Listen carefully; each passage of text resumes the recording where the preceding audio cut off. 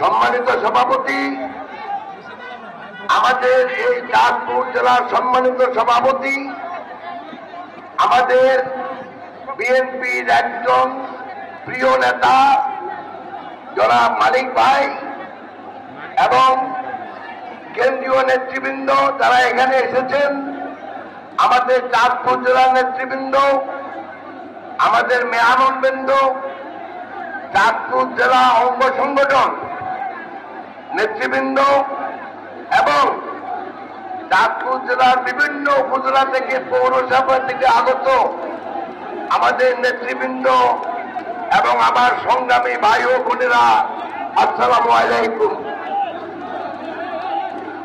আজকে আমরা একটা বিশেষ কারণে এখানে সমবেত হয়েছি। শুধু এই চাঁদপুর নয়, আমার সামনে চাঁদপুর জেলার সকল নেতৃবৃন্দ এবং সহকর্মী ভাইরা, আসসালামু আলাইকুম। এটা নামো। প্রধান অতিথির বক্তব্যের পরে আপনারা কোনো বক্তব্য শুনবেন না, এটাই আমরা আশা করি। আমি কৃতজ্ঞতা প্রকাশ করার জন্য দাঁড়িয়েছি আজকের এই জনসভায় যারা আমাদেরকে সহযোগিতা করেছে।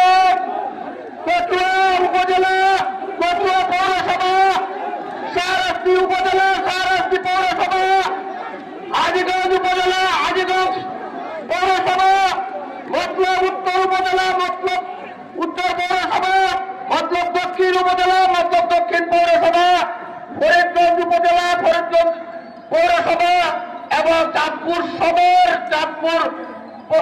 উপজেলা, চাঁদপুর সদর পৌরসভা যেটা হেডকোয়ার্টারে অবস্থিত, এবং সর্বশেষ হাঞ্জুর উপজেলা।